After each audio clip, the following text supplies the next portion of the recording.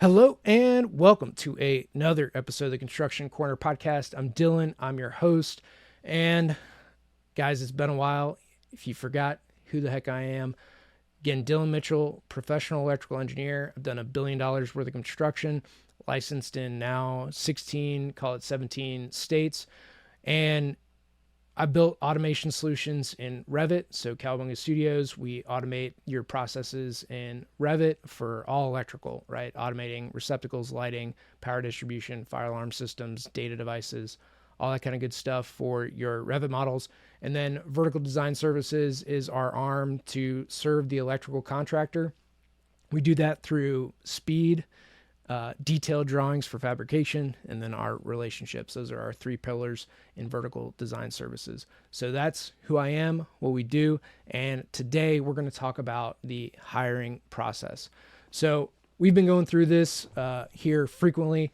I've hired a handful of people in the last 3 months. And with that, it's probably one of the hardest decisions that you're going to make. It's one of the toughest things that you're going to do. But at the end of the day, people is what run the business. It's what runs the world. And it's how we all basically go through life, is knowing people, helping people out. And hiring is one of the biggest things you're going to do for yourself and your company. So when we talk about hiring, there's a few things that we got to define first. One of those is, what do you want? What is the criteria that you're looking for in the person that you're going to hire? Now, some of the time you're going to be able to work with the person before you ultimately hire them.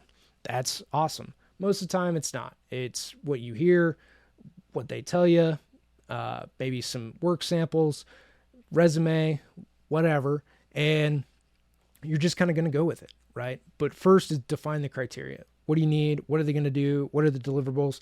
What does that look like? If you can kind of agree on those kind of basic things, then you've got a good start to a working relationship. From there, you'll kind of just see how things go, right? You're going to adjust, make sure that criteria is defined along the way, and go from there. But here's how most job postings ultimately read. I want a senior electrical engineer with 15 years of experience, knows everything under the sun about electrical code. They're an awesome engineer with a great personality. They can win a ton of work, and they really don't want to get paid all that much. They're pretty cheap. They can write proposals. They can sell. They can basically do my job, and I can go and sit on the beach forever and have them run the company and get paid to do it. Right, that's basically what these job postings ultimately look like. And if you really think about it that way, it's pretty comical, right? You're looking for a unicorn. And where do you find unicorns? Well, at the unicorn farm, obviously. And those unicorns are obviously clearly mythical creatures. And the mythical creatures exist at the mythical unicorn farm. But what do you do to that unicorn? Do you put a harness on them? Do you put a saddle on them? Do you put a bit in their mouth and hold them back from doing the things that they really are born to do and do their unicorn thing, right? These is how these job postings are listed. That's how they're put out there, is I want someone to do everything for me and get paid nothing to do it. You're just out of your mind, batshit crazy if you think that's a reality. So what is realistic? Ultimately, what's realistic in hiring is breaking it down to, do you want somebody who's senior, who's been at this for a while and can do the job without a lot of supervision? Or do you want someone green and you have a training process to bring them in? If you want to talk about training, you should go to the last episode and go through everything that we talked about in training and onboarding and recruiting and retaining people. So in the hiring process, you got to have a training program outlined. You got to kind of have what their roadmap looks like for you and for the firm. But at the end of the day, having clear expectations of who they are, what they're going to do, why they're going to do it, what mission you're on, what you're here for, what your purpose is, all that's super important. Because again, at the end of the day, hiring is just one of the hardest things that you're going to do, right? You're judging people without work product. You're not sure if they're if your onboarding process is good, you're not sure if it's them, if it's you, hopefully you're taking responsibility for the people that you hire. Ultimately, it is your fault, your problem. Maybe you're not taking the time to train them, to reinforce it. Maybe you're not setting clear expectations. Maybe you're not giving them time to ramp up and be a productive member of the team, right? Some of this, if you got a green guy out of engineering school, they're not going to be productive immediately. They don't know anything, and you got to teach them all the stuff to be a productive member of the team. That's just how it goes. So you got to make sure that you set aside time or have somebody on your team who's effectively like a master trainer. You can train your team to do the work, train that person to design systems, to design lighting, to design power systems, to do arc flash studies, whatever it's going to be for you and your team, whatever you're going to have them do, you got to make sure that it's clearly defined, and you give them one thing at a time. Most people can't handle everything being thrown at them instantaneously. So break it down, give them one task, one specific thing, let them become good at it, give them a couple months to, again, do that type of work over and over and over and over again till they become proficient. Then you can move them on to the next thing. Again, over and over and over and over again. It's all about repetitions, letting them become really good, really proficient at what they do, and then moving on to the next. And traditionally, hiring's about the only way that you're going to grow your business, right? You had overhead, you had salary, you had expenses, you had equipment, you had rent, right? If you're growing your office space, computers, software licenses, everything else that you have to do to grow, train, and develop talent. It all comes with a cost, especially in a ramp period, right? If you're hiring a new guy right out of school, usually it takes about a year for them to be like really a super productive member of the team. You might be able to get it down to like 6 months, but for only some certain things. And even then, you're still going to have to coach and train them.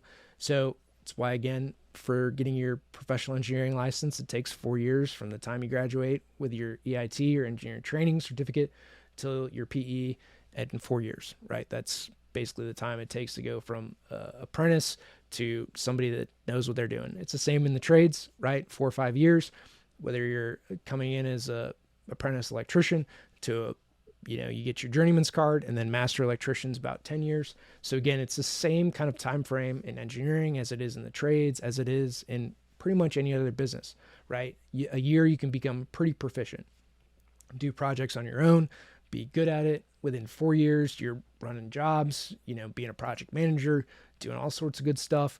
And then, within 10 years, maybe you're running a division, a department, big work, whatever that is for you and your firm.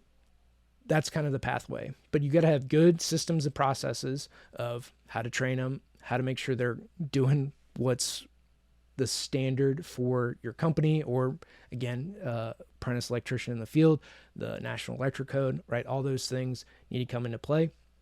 So in learning how to go about doing all of these things, it just takes a good system and process to put in place. The types of people you're looking for, where to find them. Again, not the unicorn farm.